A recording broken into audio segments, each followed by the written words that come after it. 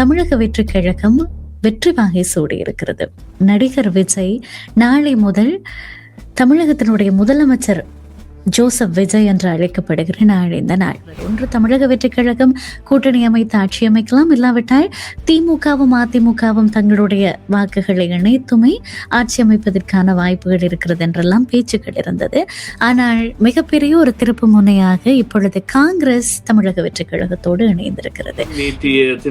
நேற்று பித்தினம் அவர் ஆளுநரை சந்தித்த பொழுது இன்னமும் 5 ஆசனங்களை அவர் பெற்று, அதாவது உறுதியாக ஆசனங்களை பெற்ற பிறகு பதவியை பெற்றால் தான் திருப்தியாக இருக்கும் என்கின்ற ஒரு கருத்தை அவர் தெரிவித்ததால் இன்று அது இடம்பெறவில்லை. இந்த அண்ணா திராவிட முன்னேற்ற கழகமும் திராவிட முன்னேற்ற கழகமும் ஒரு கூட்டை ஏற்படுத்தும் என்கின்ற ஒரு அச்சம் நேற்று நிலவிய பொழுதும் அதற்குரிய சந்தர்ப்பத்தை ஸ்டாலின் அவர்கள் இல்லை என்று அறிவித்திருக்கின்றார். டைம்ஸ் ஆஃப் இந்தியா என்கின்ற பத்திரிகைக்கு அல்லது செய்தி ஊடகத்திற்கு தெரிவித்த செய்தியில், நாங்கள் விஜய் அவர்களுடைய ஆட்சியை குழப்பப் போவதில்லை, 6 மாதத்திற்கு என்ன நடக்கின்றது என்று பார்ப்போம் என்று. திரைப்பட நடிகர் எவ்வாறு திரைப்படத்தை போல தனது முதலமைச்சர் பதவி விருப்பை கொண்டு வந்து நிறைவேற்றினார். உண்மையிலேயே அது ஒரு திரைப்படம் போலத்தான் அவர் செய்தார். ஏனென்று சொன்னால் மக்களை சந்திக்கவில்லை, 234 தொகுதிகளுக்கு செல்லவில்லை, அல்லது அனைத்து மாவட்ட கழகம் செல்லவில்லை. ஆனால் வெளியில் இருந்து எவ்வாறு தன்னை செய்ய தனக்கு ஆதரவை திரட்டணுமோ அவ்வாறு திரட்டி இருந்தார்.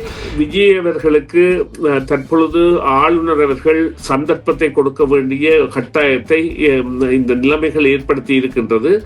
ஆனால் ஆளுநருக்கும் இந்த தமிழக வெற்றி கழகத்திற்கும் இடையேயான முரண்பாடாக இது மாறும் என்பதில் எந்தவித ஐயமும் இல்லை. என்றால் ஆளுநர் கூட தனது அதிகாரத்தை காட்டக்கூடியதாக இதை எடுத்தாலும் அவர்கள் நீதிமன்றத்தை கூட நாடலாம். தமிழக வெற்றி கழகம் என்றால் நாங்கள் சட்டமன்றத்தில் நிரூபிப்போம் எங்களுடைய ஆட்சியை, எங்களுக்கு 15 நாட்கள் தாருங்கள் என்று. அந்த 15 நாட்களில் அவர்கள் ஒரு திறந்த வாக்கெடுப்பு ஒன்றை நடத்தும் பொழுது யாருக்கு வாக்களிக்கின்றார்கள் என்கின்ற உண்மை தெரிய வராது.